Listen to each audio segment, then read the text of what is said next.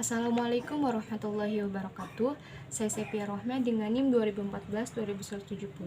Di sini saya akan menjelaskan mengenai manajemen risiko reputasi dan manajemen risiko investasi. Nah, untuk yang pertama itu manajemen risiko reputasi. Di mana manajemen risiko reputasi ini adalah resiko akibat menurunnya tingkat kepercayaan para pemangku kepentingan yang bersumber dari persepsi negatif terhadap bank syariah. Penyebabnya ini karena ada pemberitaan melalui media sosial yang bersifat negatif terhadap suatu bank. Nah, tingginya resiko reputasi ini juga sangat berdampak kepada perusahaan suatu bank.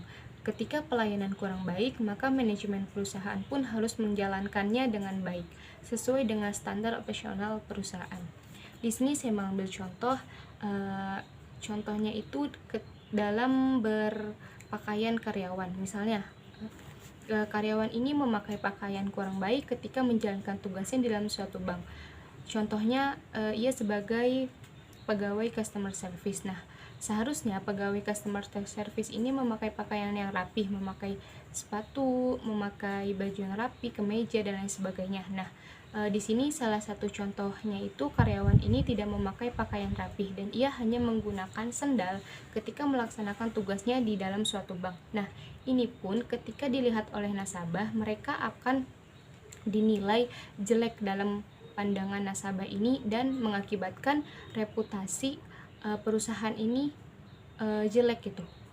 Dimana ketika reputasi perusahaan jelek pun, maka nasabah-nasabah ini pun akan berpindah kepada perusahaan bank lainnya. Yang kedua itu ada manajemen investasi. Untuk manajemen investasi ini adalah resiko akibat bank ikut menanggung kerugian usaha nasabah yang dibiayainya dalam pembiayaan bagi hasil berbasis profit dan loss sharing.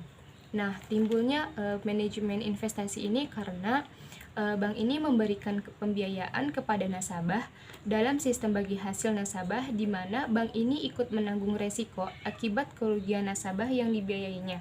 Nah, apa sih tujuannya? Tujuannya itu agar investor ini dapat membedakan risiko mana yang dapat dikembalikan, kemudian meminimalkannya potensi risiko tersebut dalam bentuk profit aset. Nah, contohnya ini, misalnya suatu perusahaan ingin melakukan kerjasama dengan nasabah, contohnya dalam peternakan.